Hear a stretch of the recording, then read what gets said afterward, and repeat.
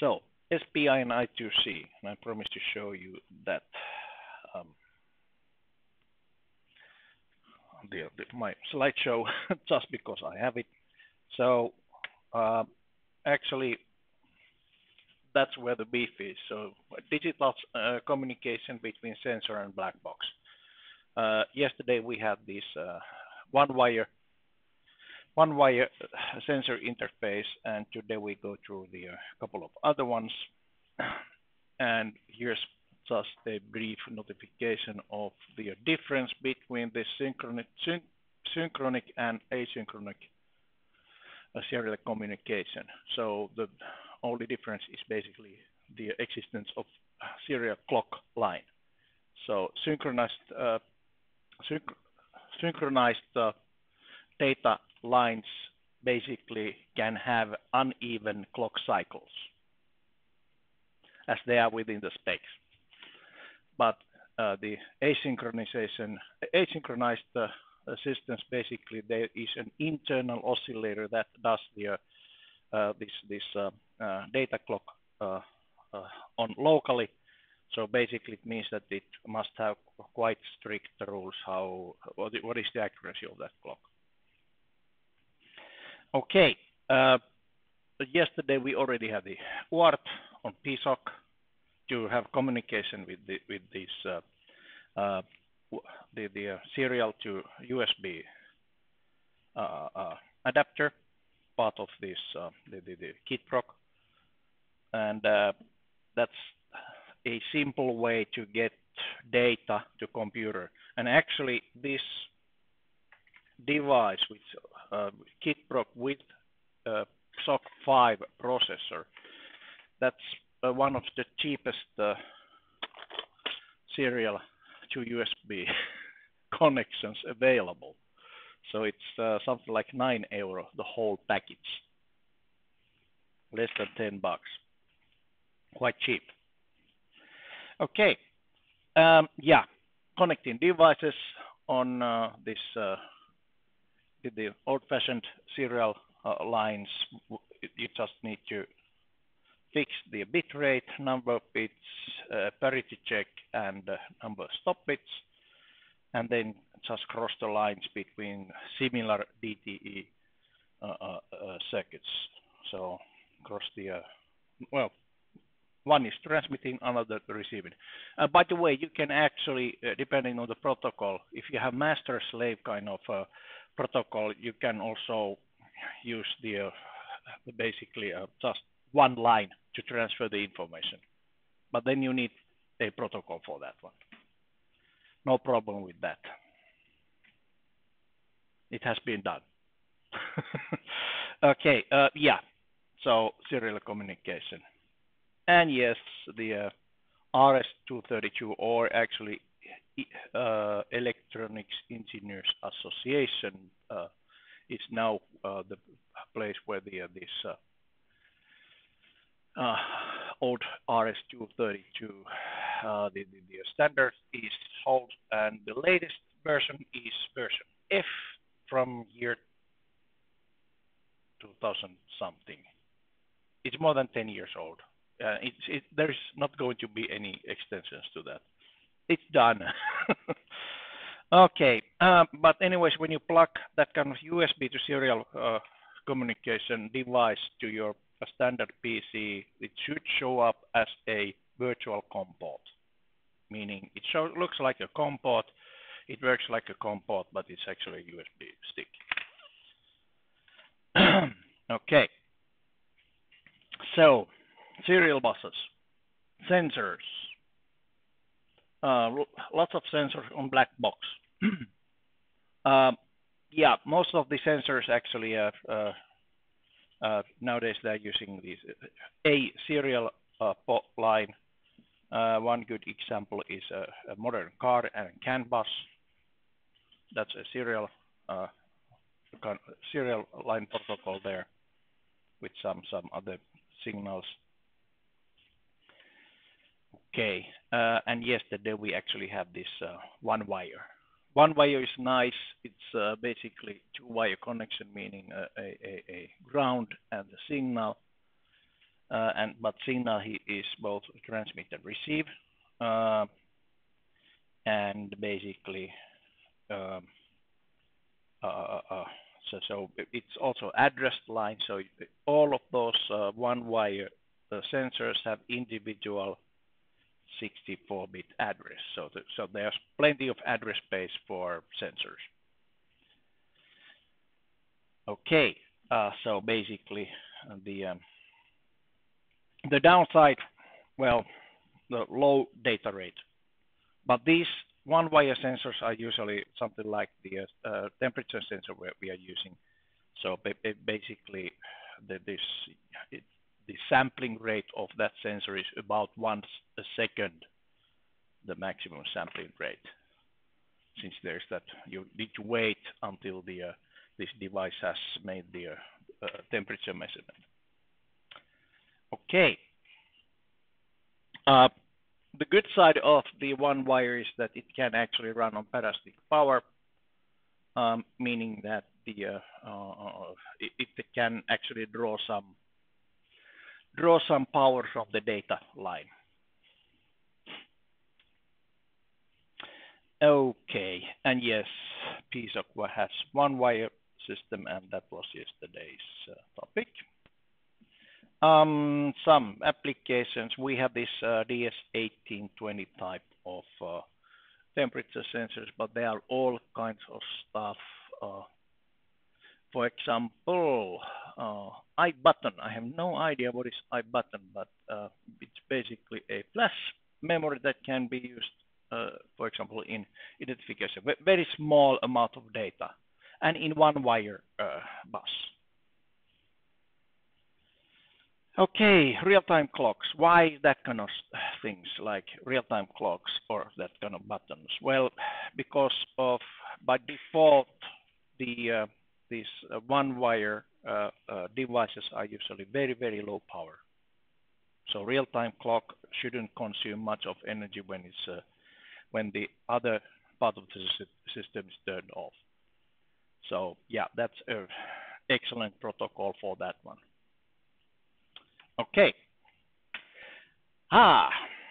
So then today's first topic, I2C. I2C is basically developed by Philips, and the I2C is a trademark of Philips.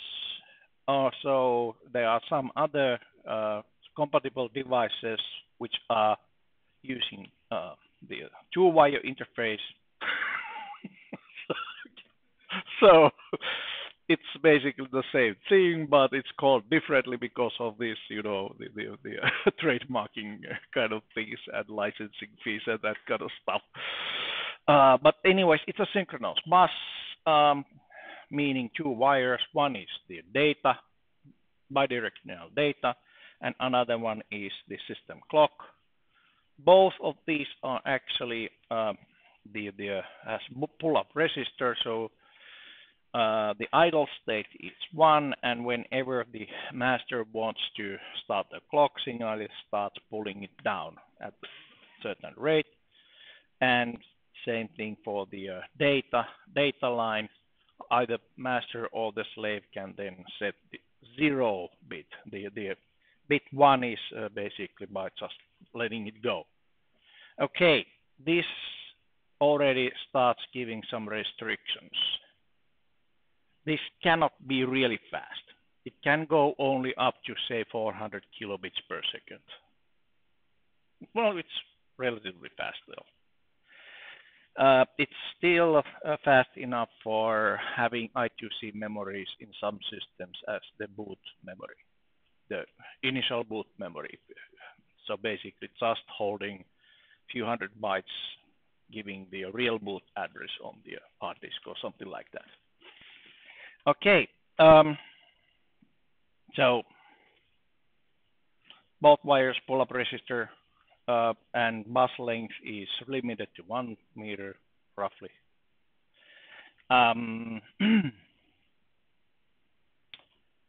Okay, and then there's actually all devices must have 7-bit address, but there is also the 14-bit, 11-bit address mode. But 7 bits are used on recognizing the device, and 11 is still, well, it depends. Read the component manual. There's also the 11-bit address mode. Yeah. Okay, but anyways, master is responsible for everything that happens on the bus. So nothing happens unless the bus master, which is usually the microcontroller, starts initiating these data transactions. Okay, as shown in this picture, also the microcontroller can be also a slave. For example, this PSOC actually, the development environment gives you possibility to have either master or slave, and of course switching between. But okay, so that's how the communication flow goes. So I2C communication, the master starts it by giving the start sequence, meaning clock goes down. Hey, wait a minute. Data goes down before the clock goes down. And stop condition is the opposite. Clock goes up, and after that, data goes up. Okay, and whenever the data is transferred, it means that the data is set either 1 or 0, and then clock goes up and down. Okay, so data cannot change when the clock is up on the data transmission, since it's either the start or stop of this transaction. Okay, and then that's 7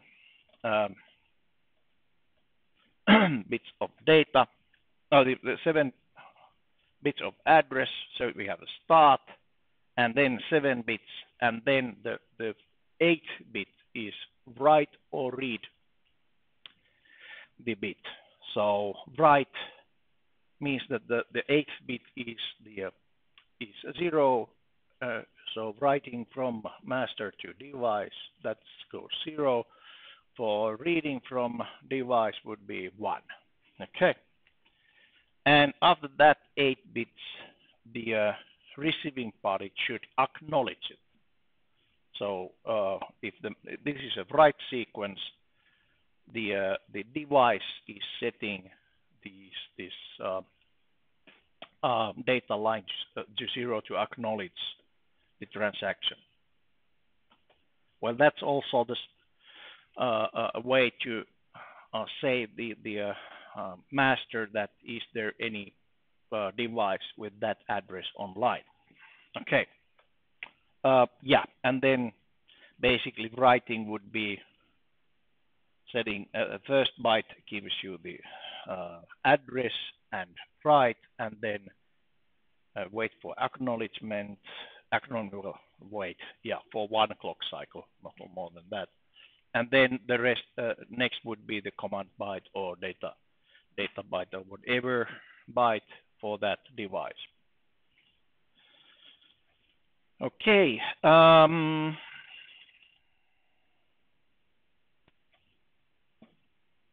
Okay, and then there is actually also kind of it really does not much save in much of the data, the time, but there's also that write read kind of sequence. So you first write a command to a device, and then restart the I2C bus and start the transaction to the same device with read operation. Okay. So it's repeated start to change the from write mode to read mode. Okay. So some I2C devices, we have that TC274, I think. Yes, we have both TC74 temperature sensors, and that's our device. Well, we are measuring temperature on this course, as you can see. Why? Well, that only one reason for that. It's usually the cheapest sensor you can find. I know, I'm cheap. But there are all sorts of the devices I2C bus available. Okay. Yeah, we don't have that temperature sensor. I took another one. SM bus, system management bus. It's basically used for, well, all sorts of sensing applications, and it's mostly based on I2C transfer protocol.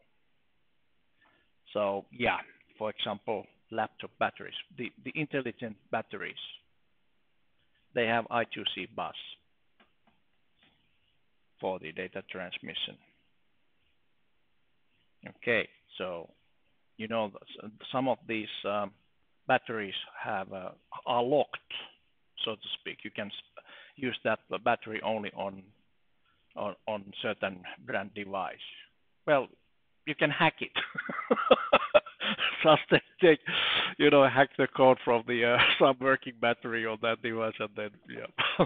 But you didn't get that idea from me. Yeah. All right. So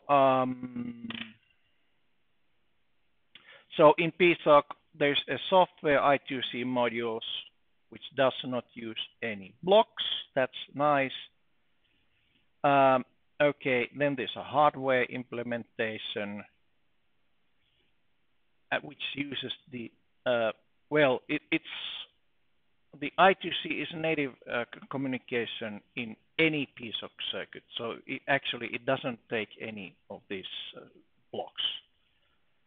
So neither of the first two are using any blocks. But hey, wait a minute. Not even that one is using any blocks. So this doesn't consume any digital blocks, I2C. Okay. Well, it says it does, but it's already there. So and you need only one usually, since you can have it doesn't make much sense of having more than one master or one slave on one circuit in any case. So yeah, hardware implementation slave only. So basically that the easy I2CS actually gives basically you allocate certain memory block as the I2C memory and give this device an I2C address, 7-bit address, and then you can read that memory location area from external circuit. In that sense, you can make the this PSOC processor to work as for example, a to D converter. For example, on let's see, the Raspberry Pi still doesn't have any A to D converters. No, it doesn't. It has, I think, it has audio codec, but it's not the same thing. So you could use this PSOC easily as a slave device to Raspberry. Okay, master. Today we will actually have the either that master or the other one. Okay. SPI. SPI is fast or can be fast. I2C has limitations because of the pull-up resistor and the lines. So standard speed is 100 kilobits per second, and the fast mode speed is 400 kilobits per second. But on SPI, the bus itself does not have any limits. As fast as you can make it, basically.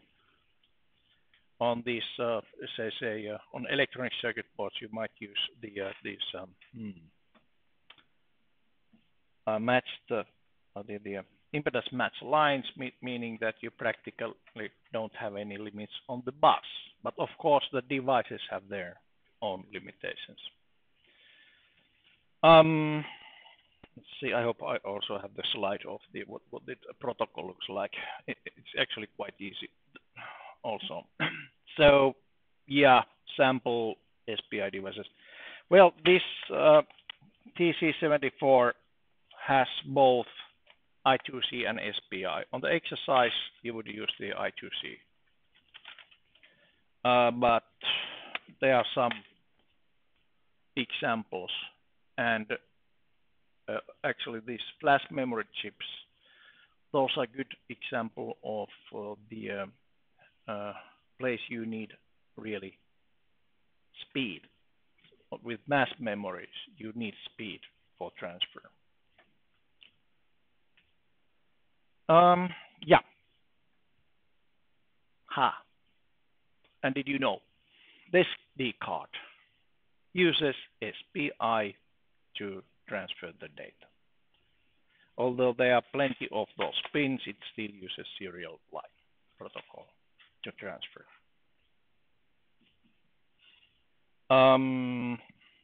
Yeah, more stuff there. Then just a historic note of some radio modules. Radio modules that you also use the SPI protocol, but with well, we have used these on some of the student projects in Metropolia. It requires quite a lot of code, though. Not the easiest way. Or say another one where you need relatively high speed is the network interfaces. So on the SPI devices, there is a huge variety of all kind of stuff. But okay, but yeah, that's the one I was looking for. Okay, so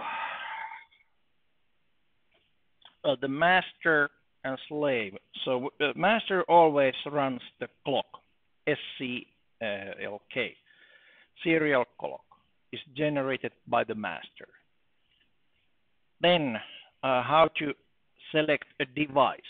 This is chip select a signal, meaning that if you have multiple devices, you can actually have those other lines can be common, but then you must have individual slave select signals for each SPI device. All right, so, and then in addition to the serial clock, there are unidirectional lines for data. So MOSI is master out, slave in. So master just sets the data. And MISO is the master in, slave out. Yeah, and both lines work at the same time each time you make a transaction. So when you are writing, you are also reading. And you cannot read without write. Okay. But anyways, the speeds, say, short distance speeds can go typically 10 megabits per second. But depending on the device, there are actually some SPI devices go up to 100 megabits per second or so speeds. Our circuit for SPI is actually A to D converter, 12-bit A to D converter, which you can read at rate 1 megabits per second. which actually gives the maximum sample rate of 1 megabits per second divided by 16. Yeah, so 2 bytes. Do 2-byte transaction. So, yeah. But anyways, it's say relatively fast A to D converter. Okay, so yeah, that's how you connect different slaves. It just have this slave select signals separately, but other lines are common, which means that these slaves, the master in slave out signal output must be 3-state, meaning when it's not doing anything, then it must be high Z. Okay. So slave will ignore everything on the bus if slave select is logical 0, meaning high voltage. Yes, it's embedded logic. All right. Of course, there's not that much so the speed is defined by the datasheet. You read it from there. But then there are actually also different modes, 4 different modes depending at which point the data is read. Most common modes are actually mode 0 and 1. I would say mode 0 is the most common the format. So basically data is read on the leading clock edge. And clock is not inverted. So when you set this chip select, basically the following leading clock edge, meaning rising clock edge, actually that's the time when the data is read, either slave or master. Mode 1, inverted clock, the same thing. And mode 2, trading clock edge, normal clock, and trading. And mode 3 is trading clock edge inverted. But this is something you will read on from the datasheet, and then set the parameter of the SPI module based on that. Okay, then another thing, because of the lack of standard, you need to also read the datasheet if this is a big endian or little endian.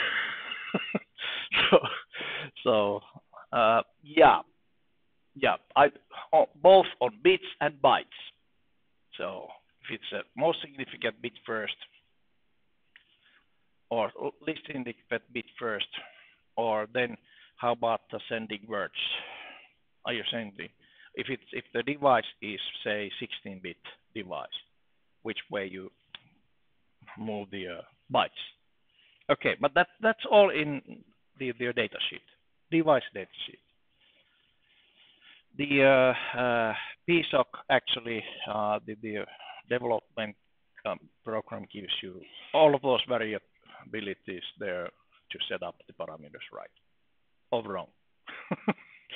All right, and that's actually my former colleague Juho Vesanen's work. He measured some clock signals SPI sample, 1 byte sent from microcontroller. So the chip select signal goes down, and then clock, green is clock, it starts ticking, and then the serial in, wait a minute.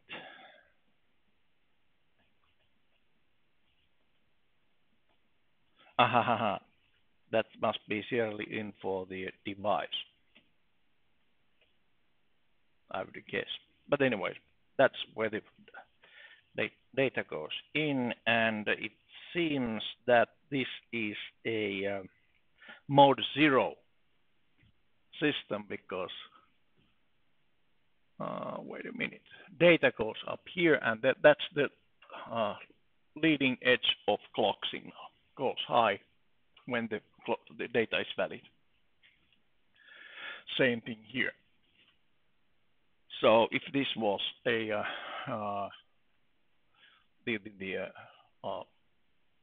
inverted clock case, then it would be, something else. Okay.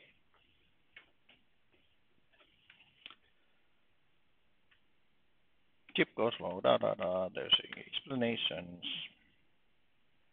And that's basically the same, but read status and write. Yeah. Another example. And we will take a look at the SPI closure on the SOC designer.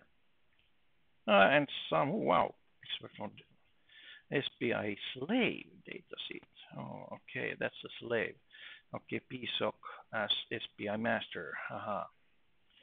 Yeah, well, we will take a closer look on that one. But anyways, the four most used commands there: start, of course, SPI master start, and with the byte mode, and then send TX data, transits 1 byte to the SPI bus, and actually after the write, you should read the status, and then basically you can read the received data. Okay.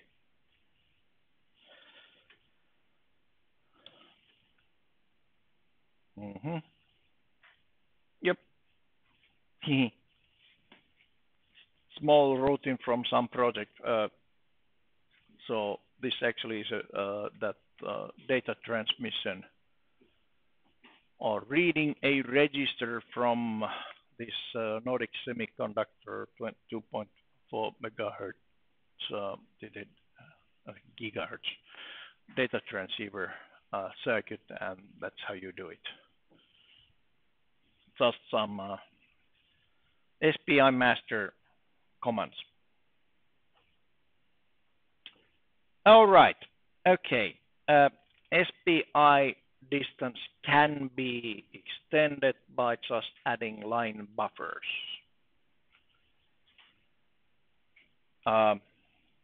So just run the signals through line buffer and that's it. Or you can actually run the line buffers, also change those lines to differential, even for longer distance. Of course, when you are starting to speak about hundreds of meters then and very fast transmission, then there might be some problems starting from the fact that you are running a clock from master and data is set by the slave far away. So there can be actually, due to transmission delay, there can be enough of error, or not error, it's just a difference, time difference in the clock and data that it stops working. But say 100 meters, no problem with the line buffers.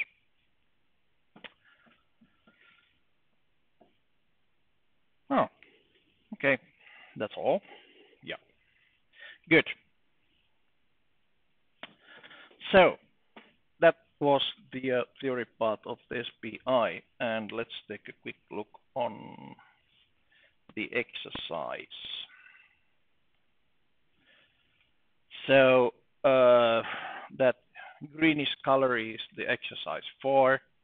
So this exercise is actually adding sensors to earlier design, and we had the earlier we had one wire sensor and analog sensor on PSOC, and then we have LCD on that one. Okay, there's a small change on that one, but anyways, the analog sensor used to be on analog input. Okay, you can actually use the same signal and just route it to the separate A to D converter. So you would have two measurements from the same sensor. Yeah. So the SPI sensor here is just SPI analog to digital converter using the same signal as this one here. I will draw that one on the whiteboard. And then we have this extra I2C sensor. Okay, now I need to explain a little bit.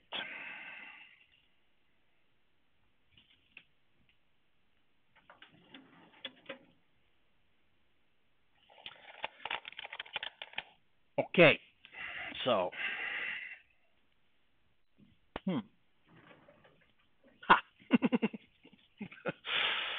all right, so this one was basically analog sensor to our A to D converter inside of the PSOC, and that was the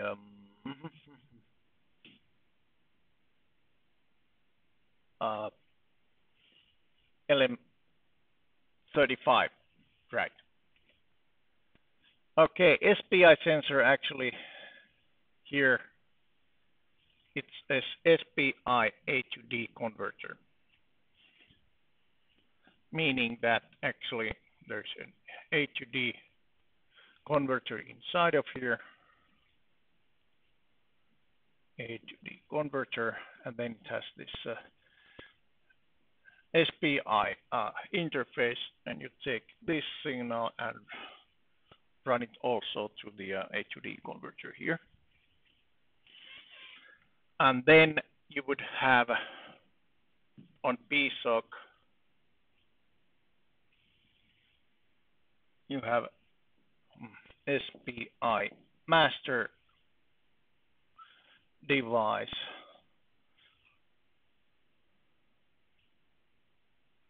which has the serial clock, master out slave in,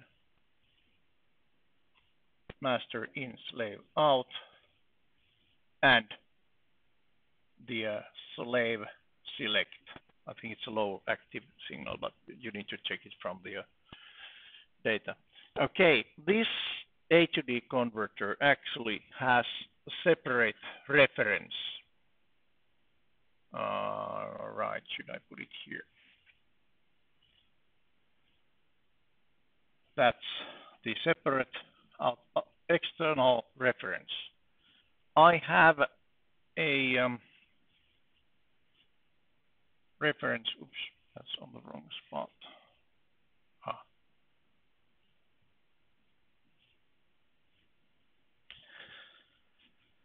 MCP 1541.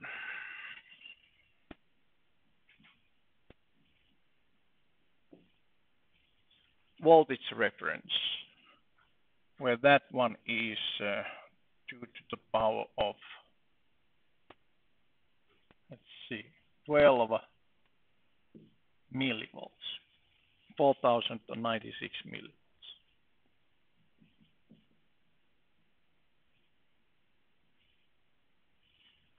Meaning that each bit of the A to D converter actually gives 1 millivolt. Quite easy scaling. Yeah.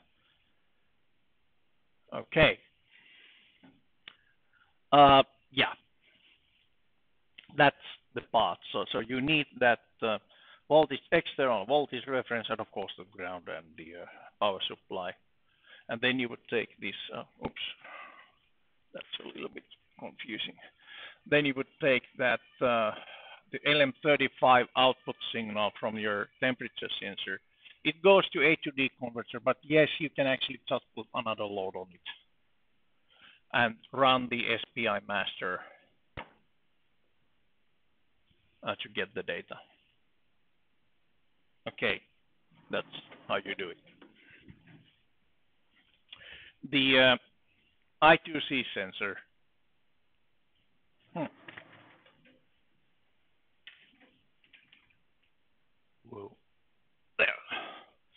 So the I2C sensor path is quite simple. On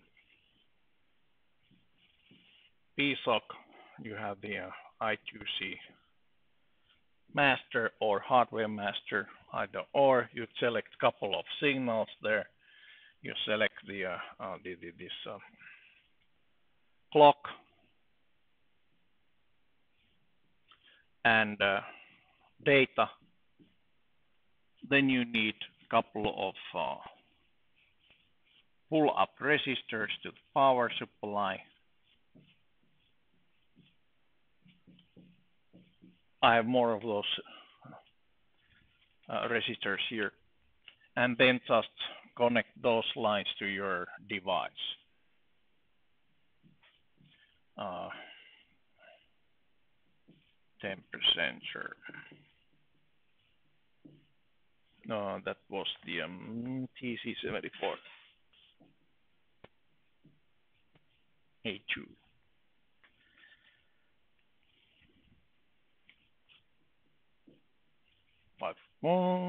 VAT.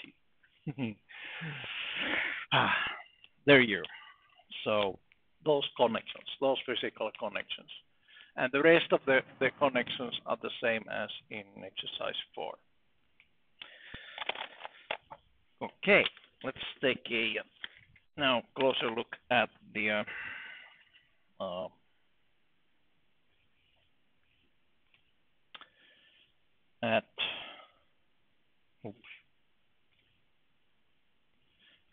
the exercise.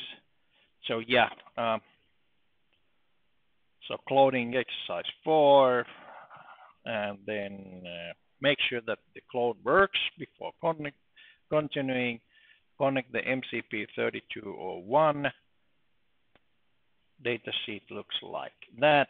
It has the pin out, and this is actually a successive approximation kind of A to D converter. So you have the reference voltage comes here. You have the VDD, the power pin, and VSS is the negative power supply, 0 meaning.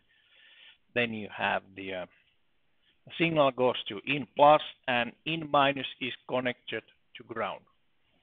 So this is unipolar signaling here. And then you have serial clock and the data out from here. So it's only one way. But anyways, and low active chip select.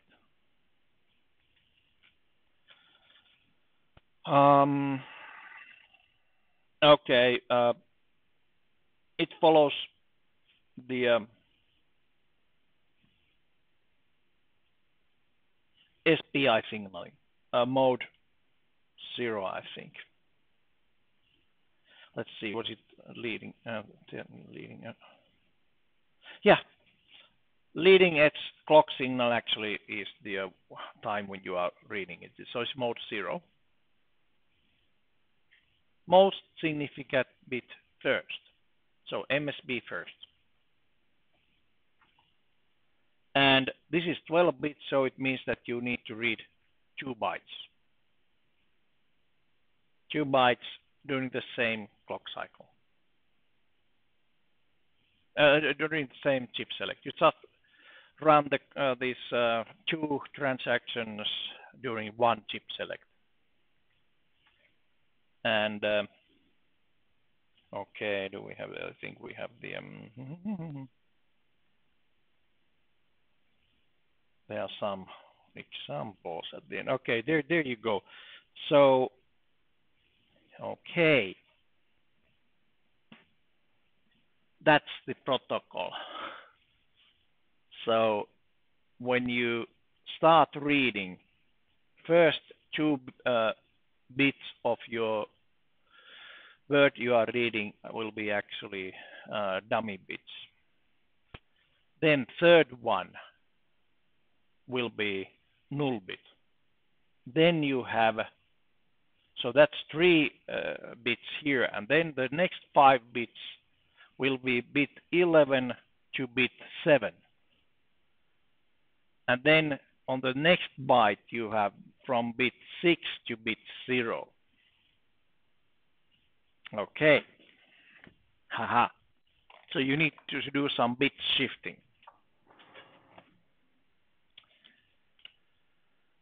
So here, the SPI.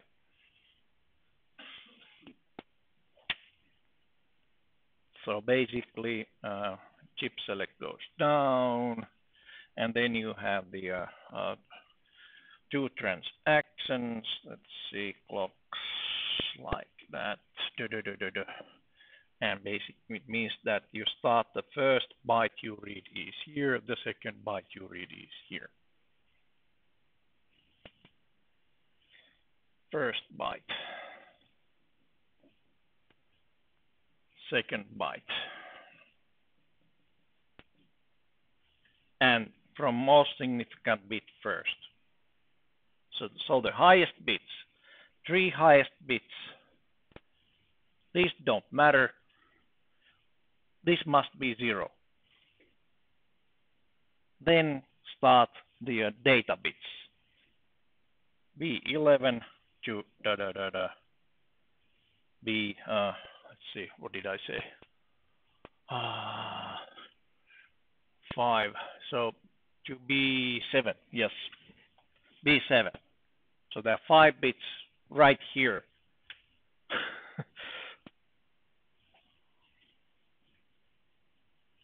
And this is 12-bit converter. The next bit will be bit 6, and then bit 0, that's 7 bits.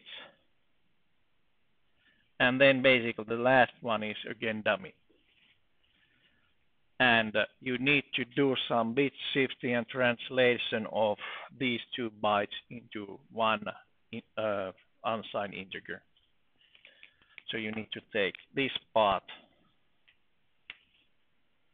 and shift it on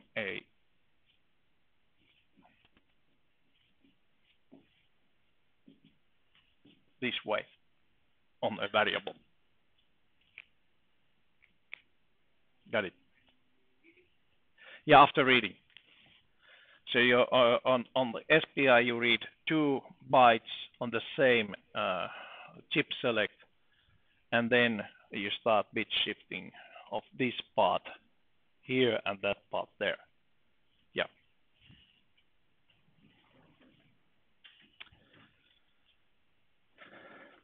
Okay. Good. Yeah, that was the trick. Then you already have these temperature sensors. Okay, and then you will have the voltage reference, which is very simple to use.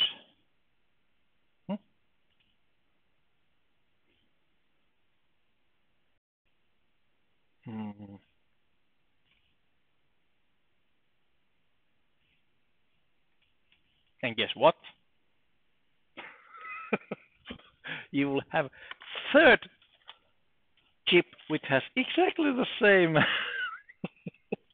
exactly the same package as the previous ones. I'll give you this as pairs, so you have the this SPI A to D converter is the big one that doesn't get mixed with anything else. This voltage reference you don't want to mix with anything. Yeah. But, you know, it has these laser integrated markings there, so. Okay, there you go. And there you go. And those basically go together so that you have the voltage reference to A to D converter, which is the this MCP 3201. Yeah, so simple to use. You just put on one end you have the negative power supply, on other end you have the positive power supply. Don't mix those, it will burn. Then at the middle you have the that output reference voltage. So it's 4 volts. Haha. Makes life easier when you have 12-bit converter.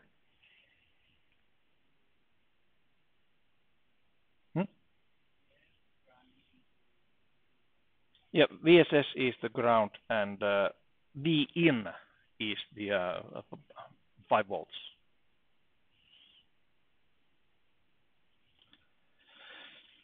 Okay. Then they have the pop pins again marked, and then the other sensor would be I2C. Not I2C. Yeah, I2C. Yes.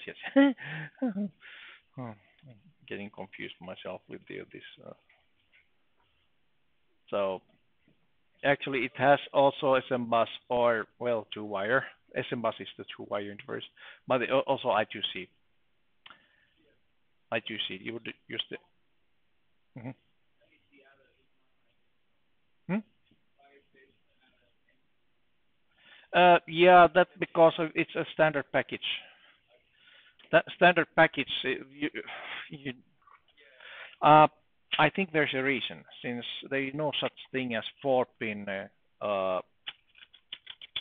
the device which comes on this kind of package, since you can basically have a really good thermal connection to for example, engine block or something like with that.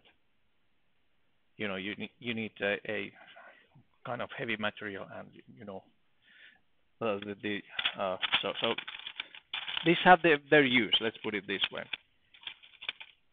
All right, so yeah, so that's the I2C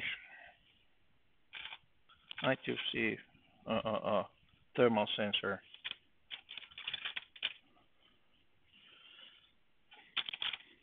In a big package. Yep. I used to call this size transistor, oh, that's a really tiny transistor.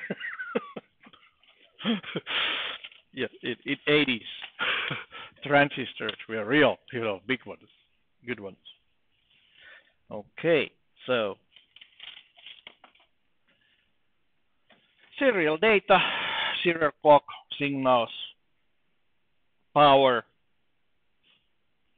and ground. Connections are easy. You need also the 2 more resistors, pull-up resistors.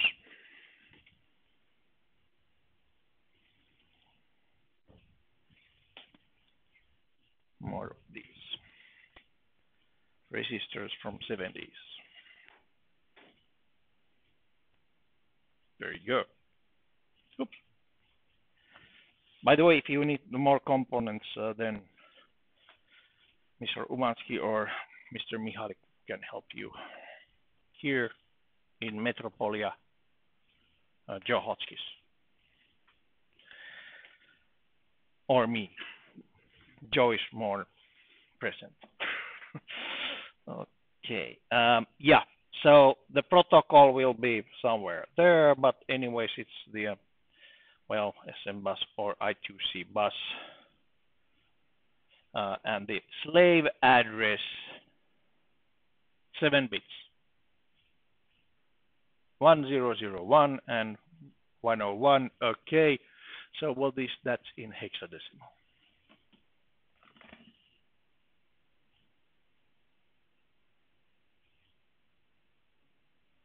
Hexadecimal. So that's 7 bits. Since there's a trick, there's actually a trick on. It looks like 9, but no. Yeah. Yes. Yeah, 8-bit will be added by this. Yes. So. But read the that I2C module. Do they actually want it this way? So this read write bit is added on that one, or is it this really 7 bits that gives the address? One easy way to check it out is if this device answers the which address it answers the acknowledgement. Okay, good. But that's something you need to check from the data sheet. Off. Okay, and then yes, you need to write and you need to then write byte, wait for acknowledgement, command, and data payload. Read byte, simply start with the address, and then basically the next one you will restart it with the read and start reading. Receive byte, easy, you just read from the device.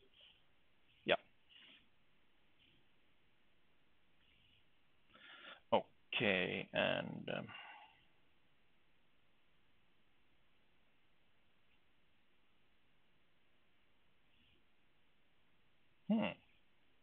let's see, there's different addresses on.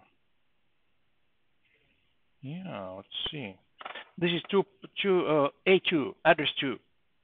So it's 010.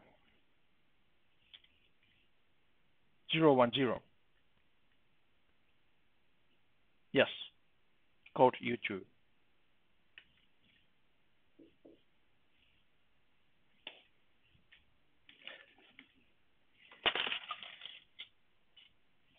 It's marked on at least on this package. So TC74A2, address 2. Yeah. Do you have a different? A5. Wow. Okay, you need to read this package. There's a wrong marking probably in here. So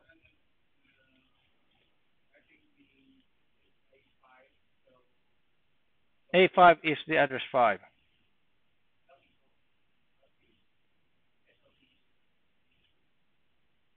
So that one.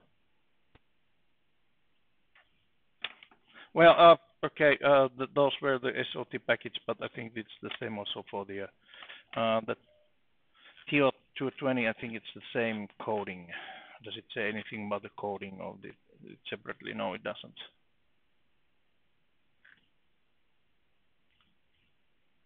But I would guess that that's the address. Yes, because that's a default. If A5. Yep, address 5. Good.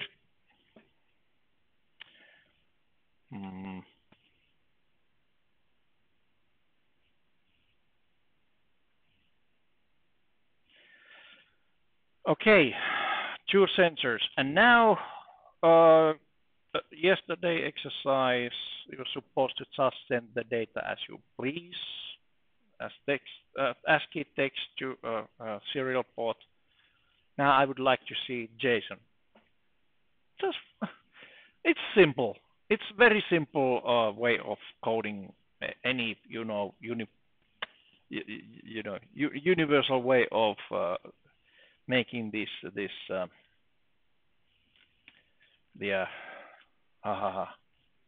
JSON string. So it's, the data actually starts always with this kind of brackets. The data, everything is within the brackets here, and in the bracket you actually may have, if you have array data, it's within the for example, if you have a LM35 giving value, and that would be the value there. And everything is basically strings. Or if there is several values, then you would have an array like that.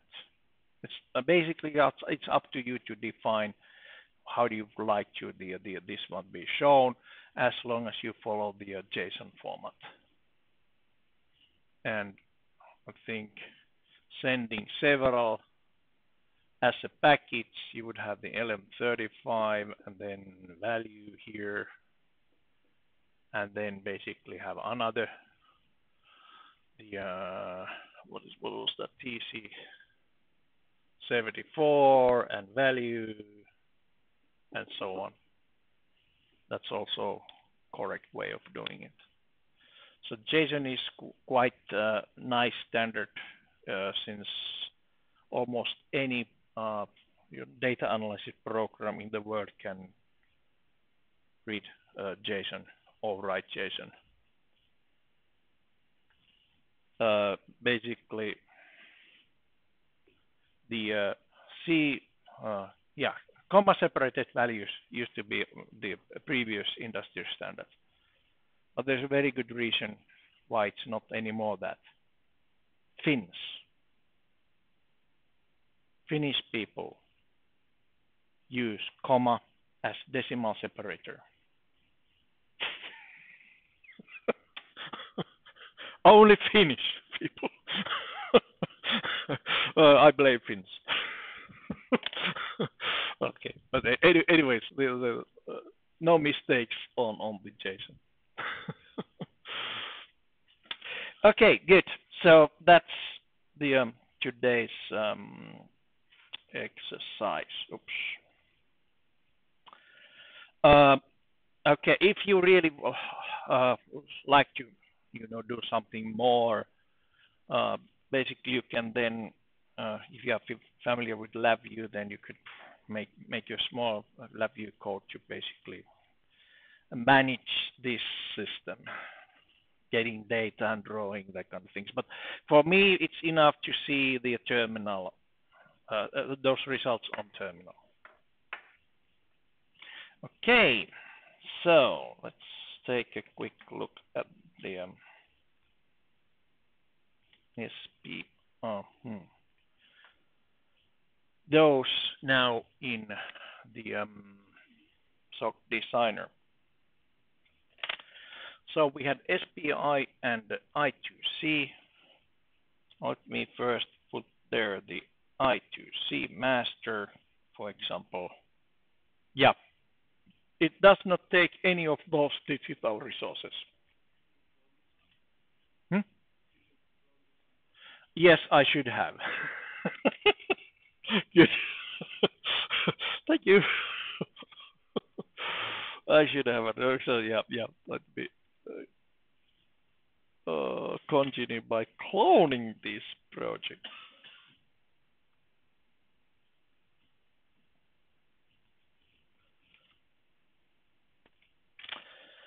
Cloning the project.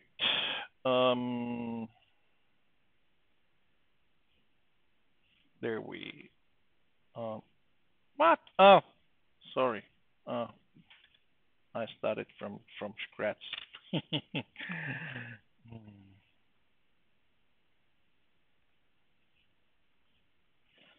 Version B. Clone existing.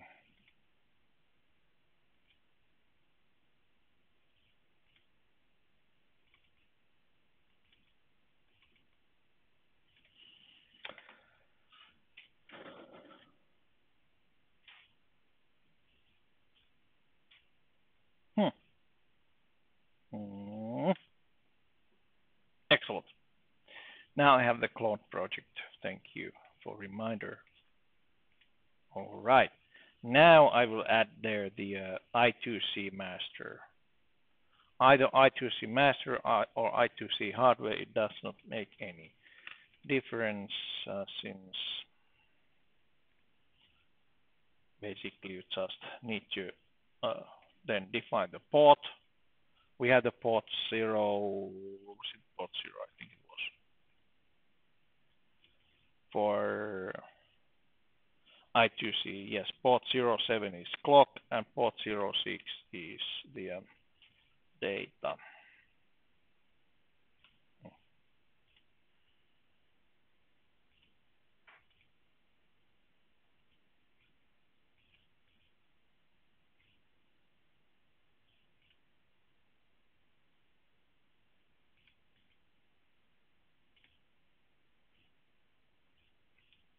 And that's it.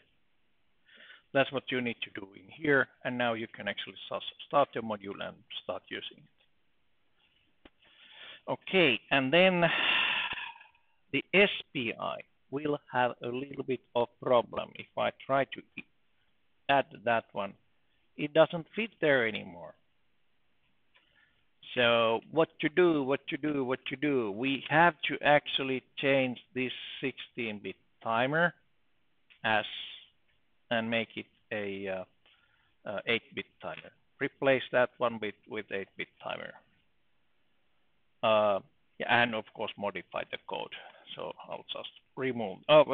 Before removing, I will just make a notes here. So now the period is 16,000 and something.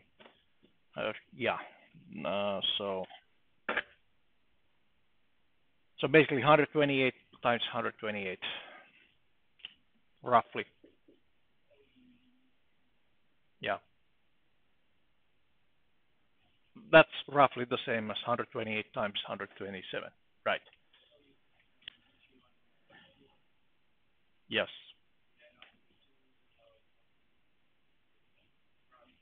Yeah. Yeah. Or just, or 255 times 64. Yeah, we need to do some stuff here. So basically, we make 8-bit timer and then software timer inside of that 8-bit timer interrupt service routine. Okay, and it has the CPU 32 kilohertz as a clock. Yeah. Delete that module. Now I can put the SPI. Can I? No, I have what? Why doesn't it allow me to? Interesting.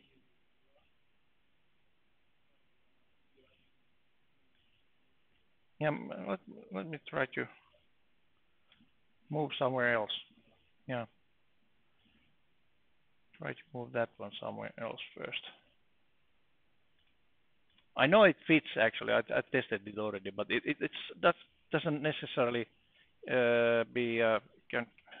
So it could be that it cannot be fixed exactly on those the modules. So these digital modules are actually a little bit different. Let's see, does that one go here? Maybe. No. With some work, it will go there.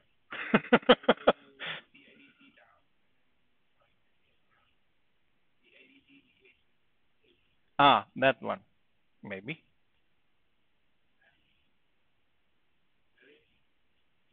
This can, yeah, strange. Since yesterday I tried it, it actually went there. But okay. Let's see if I take. Let me. I think this one is the easiest to fix later on.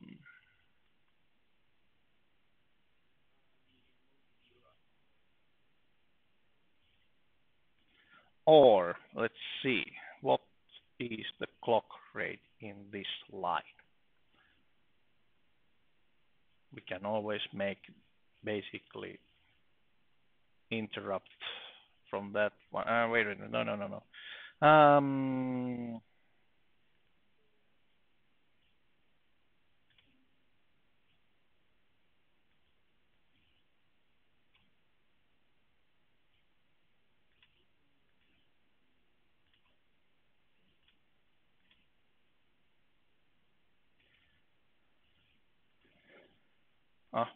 just close. Let me input.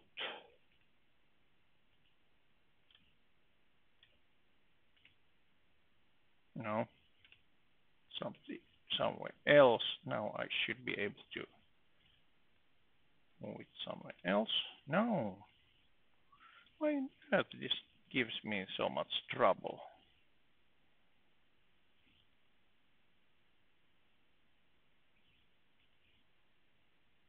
Place and then place it again.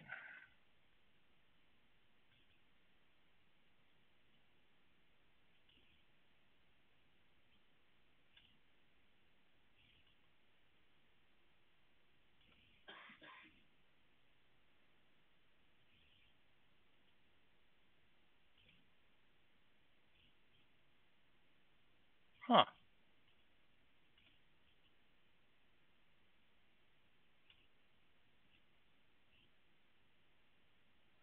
Okay. I need to unplace some of these to see how it actually when it starts working. I think I can place this this one here. One wire can go there, and okay, there we I guess actually next load placement.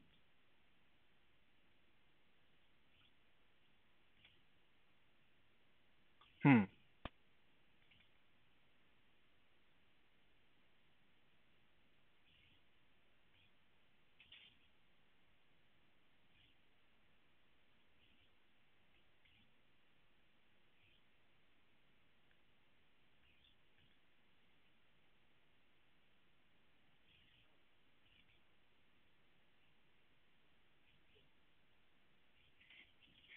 Yeah.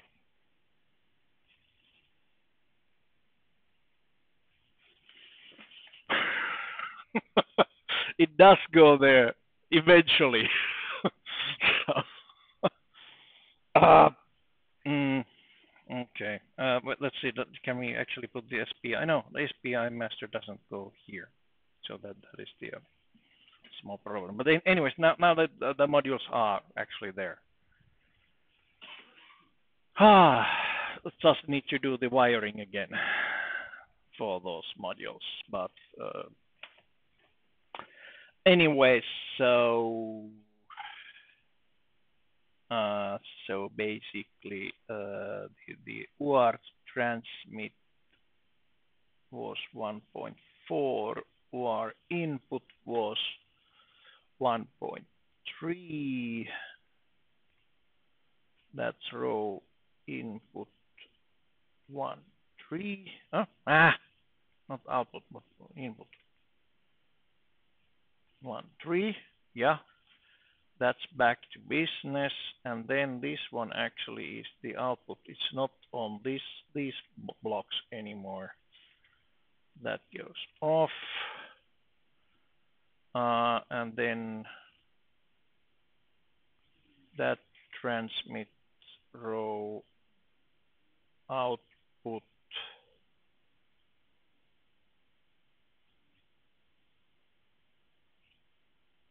for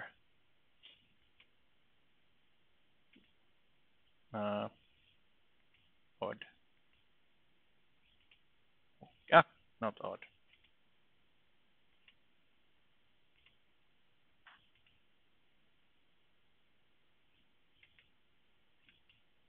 And no, not that one.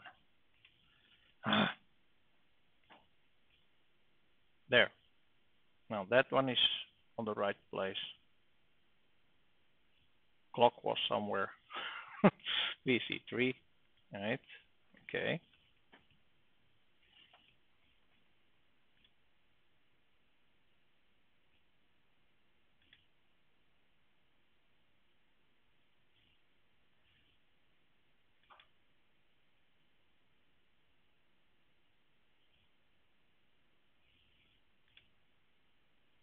Huh. Ah. Sorry. Better to. Ah, not that one. Ah. Okay. Interrupt. Or was it on empty clock sync sys clock enable? Okay, those are just fine. No receive output. No clocks.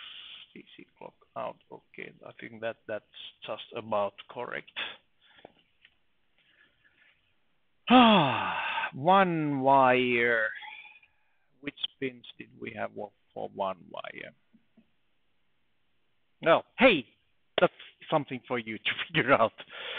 So before starting to move, it would be nice to actually make a copy of the this or take the parameters. Since we still need that 8-bit timer actually here, but that goes only on one place.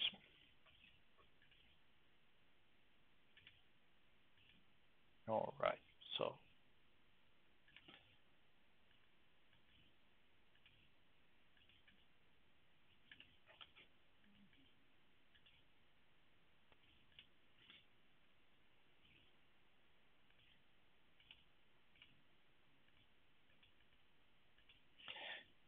clock sync 6 o'clock. Yeah, there, something like that. So 8-bit timer actually is now running at divider of 255. So now we just need to fix the this interrupt service routine to actually have a software timer there so that it does act only every 63 cycles to get roughly that 2 times a second interrupt. Okay. And otherwise, the this ward must be set in the lines where they're 1.3 and 1.4. I don't remember anymore. Or was it the SPI? SPI had SPI had the 1.6 and 7 together. Okay, so 1.6 goes to one wire. All right, so 1.6 would be input and 1.7 would be the output. Output 1.7. Well, or the other way around. So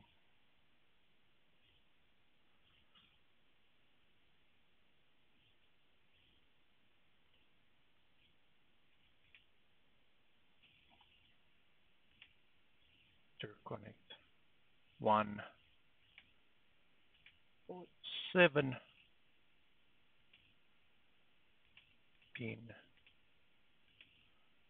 1.7 there, and then the 1.6 would be the input, not clock, but the input. Why did I mark the receive data there? That's the input 2, and then the transmit data was the output 3. Yeah, better. And then basically this should be taken from that line port 6, and that line is connected to 1.6. Good. Better. Now the question is, do we need the same lines in these modules as we are already using in there? In that case, we need to change the lines a bit. Okay, so what is back? One wire is back to normal.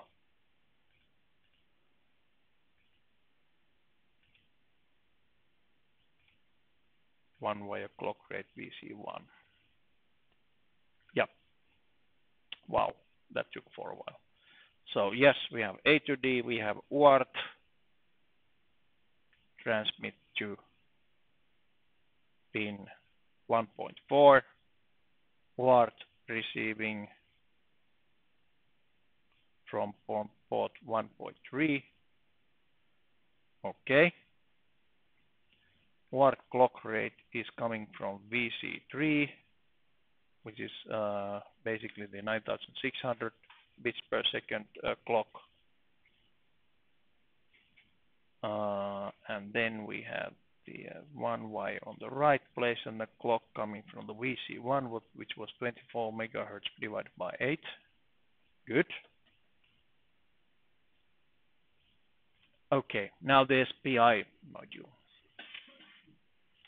So SPI module, we need to take a look at the data sheet about the parameters.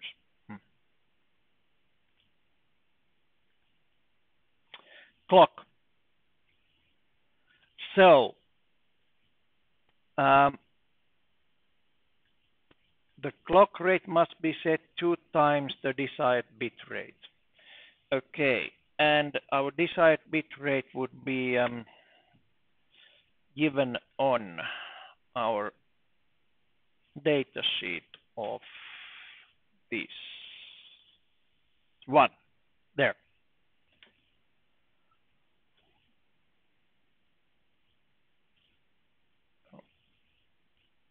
Okay, let's see the characteristics. Clock frequency. Maximum 1.6 megahertz clock frequency. So we can actually, with some luck, this could work with this divider 8, the 3 megahertz clock, what we are using already on the SPI, on one wire. Yeah, one wire. So we could try that one. Or if you want to be on safe side, we still haven't used the VC2. So we could actually use VC2 to divide it by 2 to give some error margin. But, well, who needs error margin?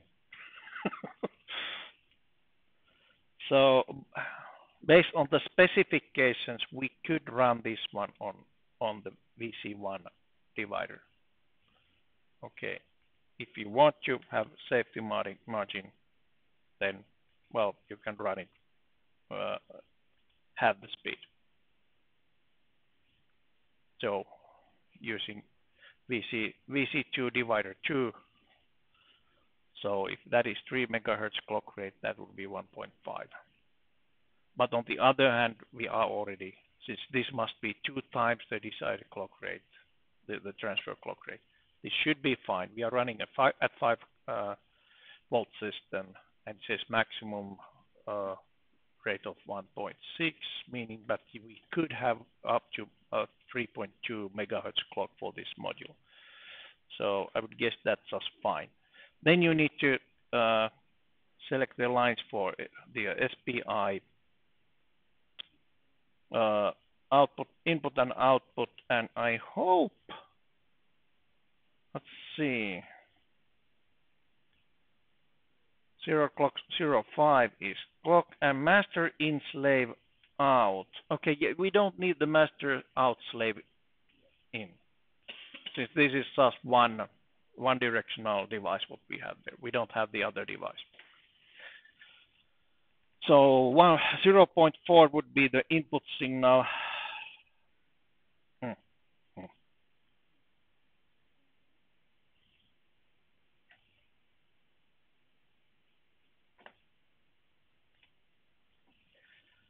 Master in slave out. Was it 0.4? Yes? Yes, we will add that one. Yes, definitely. I will, yeah. Yeah. This module doesn't have any slave selects. Guess what we will be using? LED driver, digital output. LED module is same as digital output, single line digital output. Yeah, so master in slave out row 0 input 0, I think,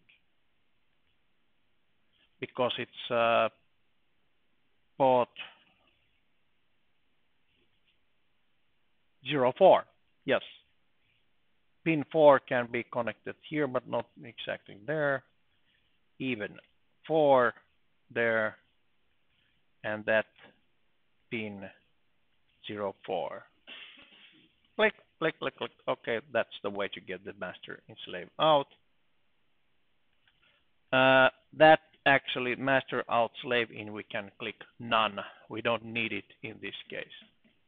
There's nothing to write on that device. Serial clock. Okay, that was the one.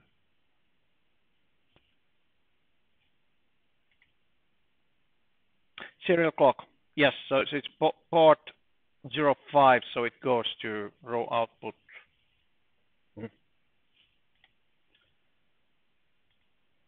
Output 1. And that goes to even 1. So that yes, you're correct. Off and even 5. And then port 05. And then clock sync to sys clock. Okay, and then actually there's the invert me, so means that if it had inverted, well, some of the devices actually give inverted signal. Okay, you do there. Wonderful. But in principle, that's all for those blocks. Now we need still the chip select or slave select signal, which was low active. How about adding a LED and call it where's the misconnection digital LED, and we actually call this one as SS, like slave select.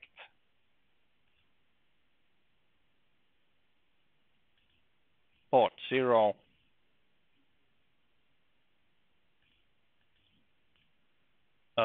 And port, what was it?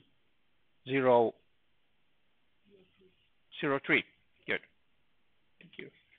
Drive active low. Remember, now when you set on, it means chip is selected. And just to make sure that this port pin actually is, yes, make sure that the drive is strong. Since usually the, well, this LED module is done in a kind of nice sense, so it's always strong, but anyways, when you are driving a LED, you are actually usually using the open collector or open drain kind of connection. But on this PSOC designer, it's a strong, so it's a two-state output. Okay, wow, that was a lot of configuration to do. So some work was done on trying to fit everything on this the resources available. The easiest way I would have been to take the bigger chip. I know we have them somewhere in here. Since actually this development kit comes with 2 devices, sample devices. We have the 27443 here, which is a smaller device, because the bigger device, it would be hard to actually explain anything. So because of that, display would come very small. So that's the only reason. But anyways, the Cypress themselves, they are recommending using this 29466 for the design, and then downsize it if you see you don't need that many blocks. And by the way, if you run out of blocks, there's also a way to to make more configurations, loadable configurations. So it means that it's actually you can have a device which has several of different configurations inside. The only thing that are then fixed between the configuration are the pins. When you select a pin on one design, you cannot change it to another one. You can use it as it is with the same drive properties, but you cannot make, for example, a analog input as digital output or something like that. There were some restrictions like that. Okay, and of course the global resources remain the same, but you can still actually change those global resources also by software, so it's not a big deal then. Okay, so next step would be to add some more code. So again, start modules, enable interrupts, fix this one. We changed this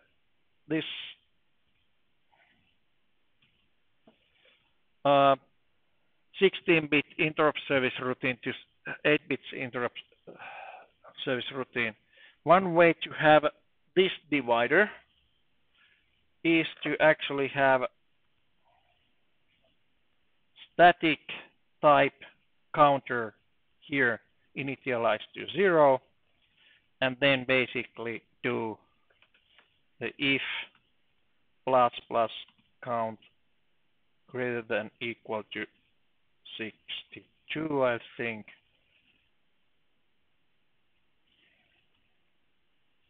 Then we say, okay, time's up. Delete. And count equals 0. So that's the software timer that actually sets the times up bit only every 63rd call of that routine. And since we removed that one timer routine or timer block, we lost also the call to this routine. So basically, let's go to that one, and well, I had the pragma there, so I would use just the long jump. Oops.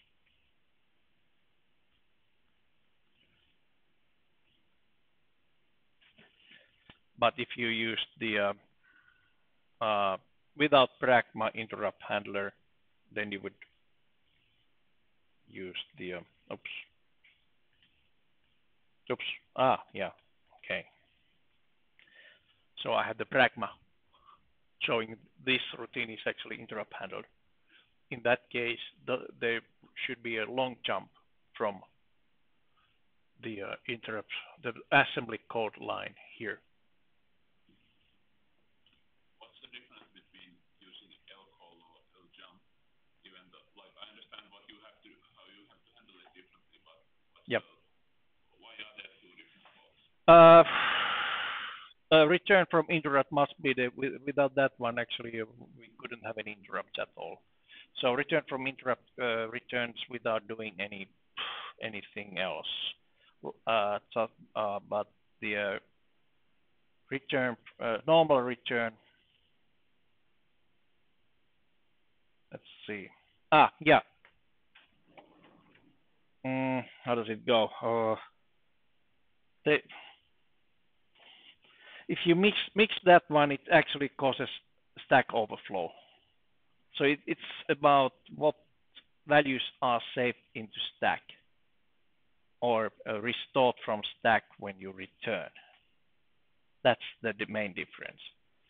I don't remember exactly how it goes, but I have been doing this one too many years. I don't remember why I'm doing it. But excellent question. I will try to figure out how was it actually. Let's see. long call would come back to that one. Yep, yes. Okay, so interrupt service. Actually, you have this return address will be on stack.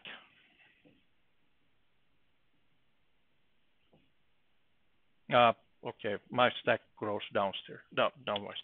So return address of that interrupt service routine, the assembly file interrupt service routine. So basically, when you have long jump to this code, when it gets back, it pops this address from the stack and returns that one. If it's a if this was not the it was just a long call, yeah, if it's a long call, then it returns back to that routine. And then, so basically calling that routine would put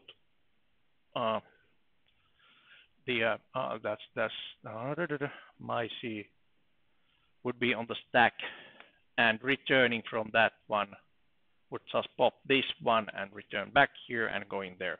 But from long jump, it just jumps there. It doesn't put this one on stack. Yeah. So it's about the what is the return address on the stack kind of statement. So return from interrupt always takes just on the top of the stack what is the return address. But if you are calling a function puts that the return address to the top of the stack. So if you do long call and then return from interrupt, it would use that one, and no, it uses that one, and then it never actually it overflows the stack quite fast.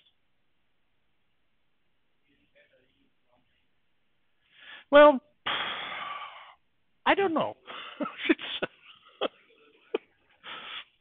As long as you don't mix those two, long jump with the this pragma interrupt handler or long call to a normal subroutine. Either or. Good.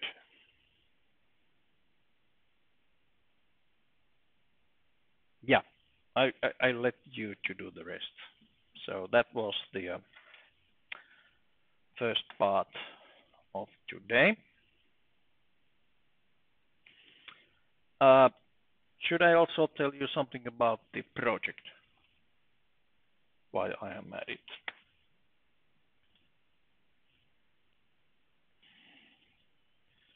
The project.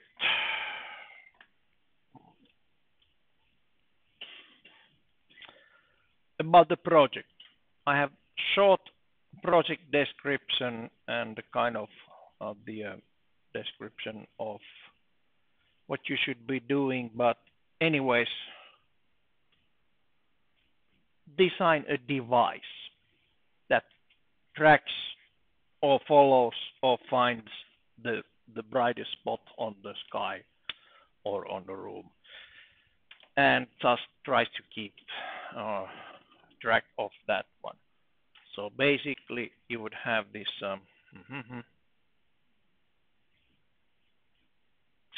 a device which has the how to draw it is it's a little bit hard.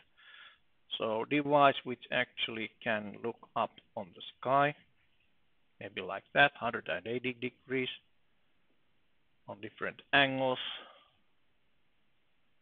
180 degrees meaning that, well, our servo is actually 180 degrees. You can make it to point basically over the hemisphere like this.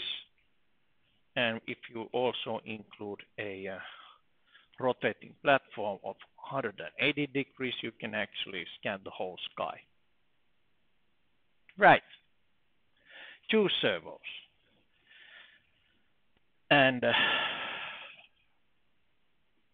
then fundamentally you could have a light sensor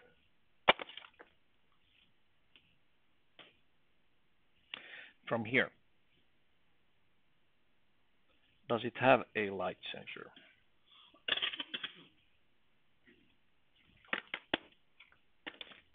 I hope that's a light sensor.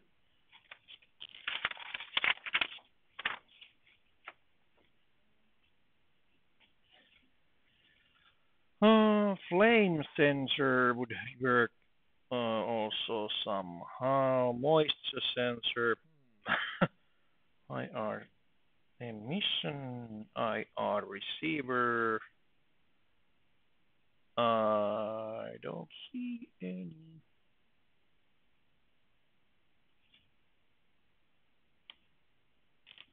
My guess is that, well, this is a. Yes, there is. Photoresistor. Photoresistor sensor can be found from these sets. Feel free to use them. Return those to Robert Mikalik. I have similar boxes in Metropolia. So there is actually a photoresistor. And all the information available is in this sheet. And internet. These sensors are actually designed for the Arduino. So you can find the data sheets of these sensors and actuators from internet.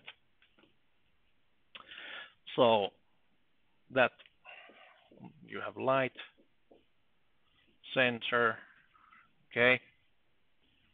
And when you are doing scanning, you need basically doing just two scans. One, maybe turn it first on the 45 degrees or 30 degrees or something like that, just for fun, and turn it around like this to find if there is the maximum somewhere. And then you find the maximum, you find the maximum this way. For example, or just scan the whole sky and see where the brightest spot was. Anyways, since this sensor is not directional, you will get quite small changes, on those. But on the other hand, so is these photovoltaic cells. They are not really directional. It's just about the how much light you get into that. So it's basically a projection against the sunlight.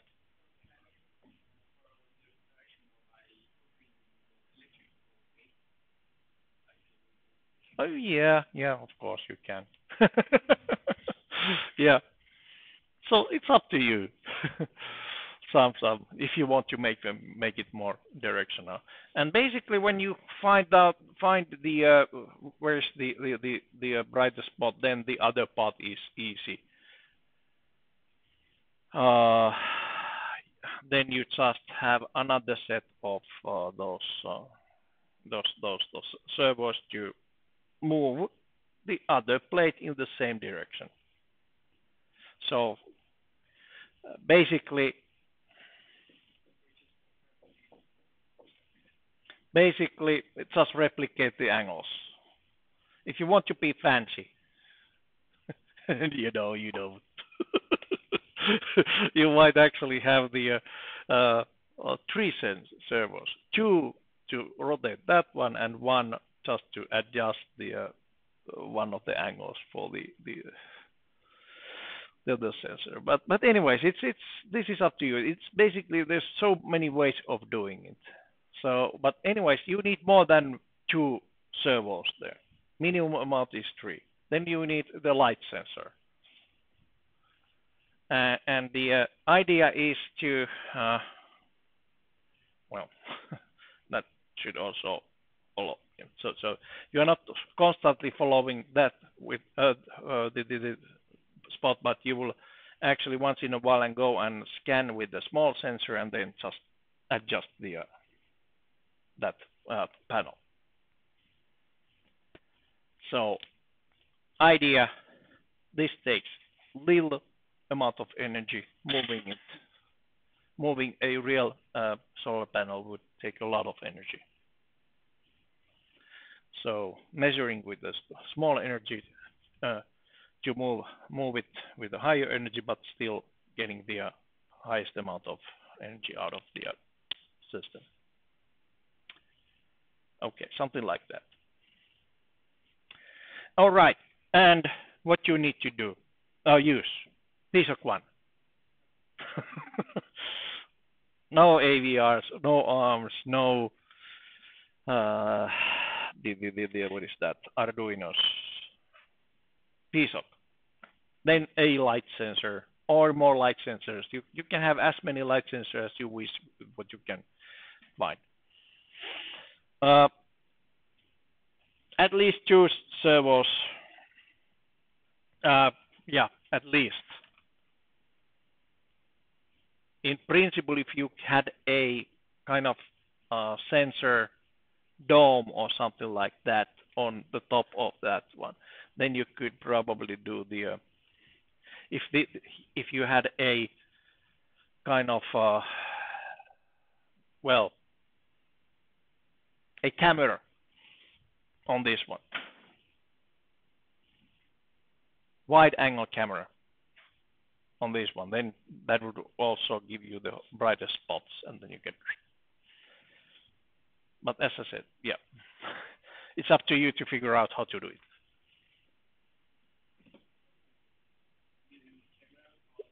Yeah, well, yeah. If you see the bright spot there,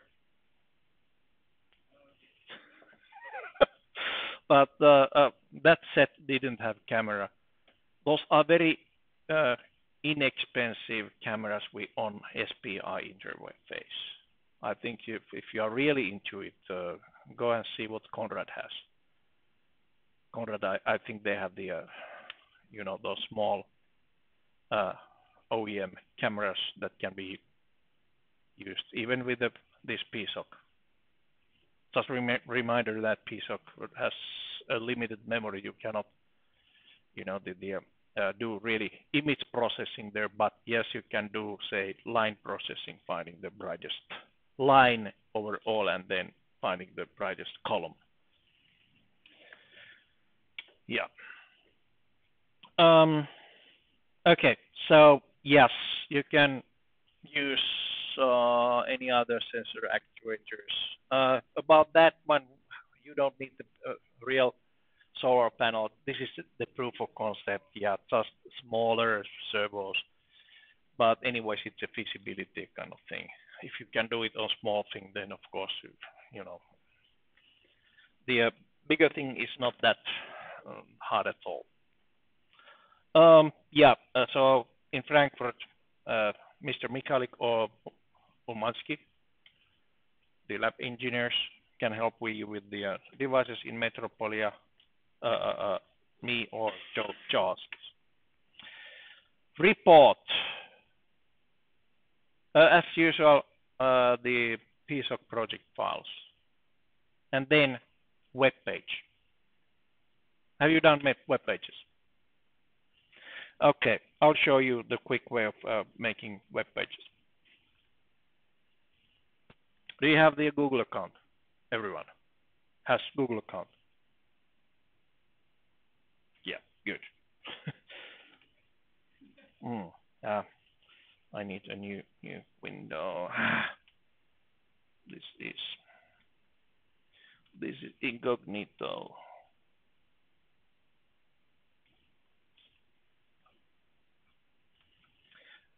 If you have a Google account, then you also have Drive. Go to your Drive. That's my Drive. I have some settings to go directly to your Drive. So with the Gmail, you also have a Google Drive. Just log into that one on Drive and then make a, wait a minute, I have that one in Team Drives basically. Oh, okay, I think I'll just show it here. Piece of design, go to some of the, directories. Directories, for example, I go to the foo bar. There you just make Google Sites. and it gives you a nice setup. You can change this style or theme if you wish. Yeah, want to make an impression. Okay, how about changing the background image here?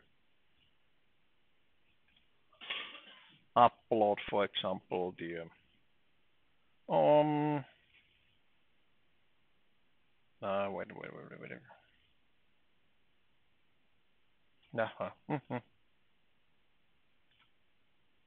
What's that? Ah, okay. Hey, that's a good picture. Plus 20 out inside, minus 24 inside outside. Where? Guess which country? Yes, correct. Yep. And here basically, well, you can just add text, yada yada, blah blah. All right, you can add actually images more, embed actually any code, or you can, for example, embed the Google Maps, and that's kind of the embedded code there, or add parts from Drive. You can actually also, let's see, okay, you can add their YouTube videos. Okay, so when you do a demonstration, you just add your video demonstration there. Let's see, do I have uploaded? Actually, yesterday demonstration. There you go. So very simple to make your the drive, and then you can preview it. And let's see where when you have done. Okay, you actually add people who has access. Link sharing.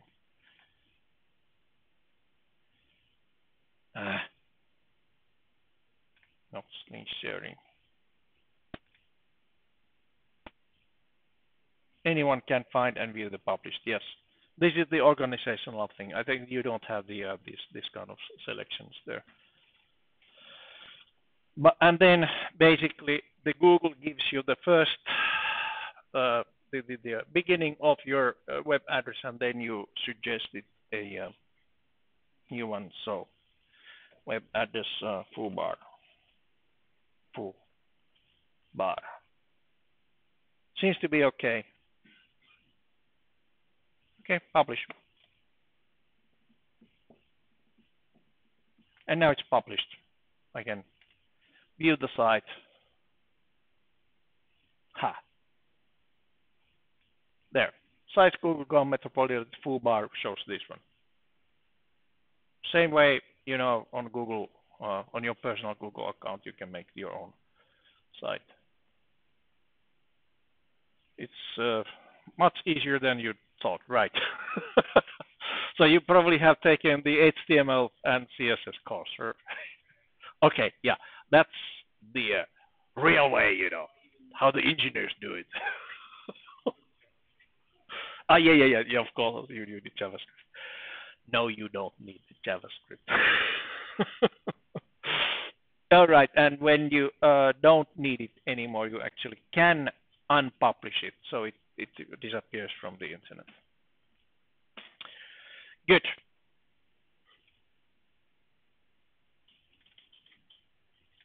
Unloaded title site, okay. Rename foobar. Okay, what else? The project. So you would have the project report web page, some compulsory parts, project introduction, what it was all about. Think of one of your fellow students or some investor to get interested about your thing, what you have been doing here. And then electronic schematics, block diagrams. Remember, I'm sharing everything for everyone. So yeah, so my course actually I have this Creative Commons by me, no commercial use and share alike. So I recommend you also to contribute that way. So yeah, so electronic schematics, then links to component datasheets, and link to video presentation of your demonstration. Video, that's good enough quality, or any webcam. Webcam is probably a little bit easier to then transfer to the YouTube. Have you done YouTube videos? All right, I will show you how to make the YouTube video. So I have the previous session already. So I basically, so this file here is the tutorial number 5 PSOC Frankfurt tutorial 5, and then I will open my YouTube account. Since you have a Google account, you just need to actually sign in into YouTube with your Google account and agree everything, give your soul and little finger. So the usual stuff, the Google. And after signing, you will get, well, your favorite sites there. Those are not my favorite sites. But I've been watching actually this kind of funny videos of showing really great stuff like, almost landing it. But anyways, there's the ad. Create a video or post. Click. Upload.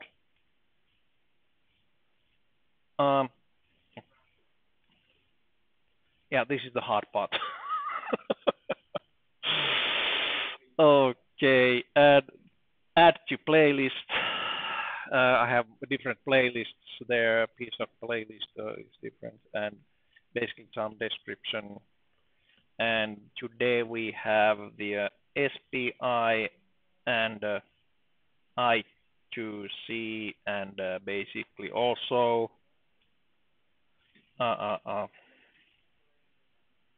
the software. The other. Okay, that was 16-bit to 8-bit timer plus software timer. We did that one. And yeah, what else? Well, something like that. And I can already publish it, and here I have the link. Copy link address. And then basically, what I usually do, I go to the website design of today, of this course. Yeah, just, go to the SPI, etc. Control V is enough. Insert. Right here. And then I can, done. Then I can take out that link. Done. Publish.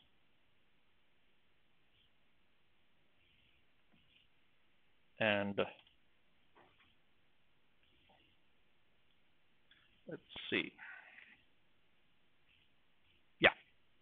And as soon as this tutorial is available on YouTube, since it's still processing, it will appear here. Since everything is based on links. Okay. So that was how to make the website and how to make your recording. So the as long as you get your video to your computer that you can upload it to YouTube services, you'll be fine. On mobile, there are also apps to do it, but even I haven't got enough of time to figure out how they work.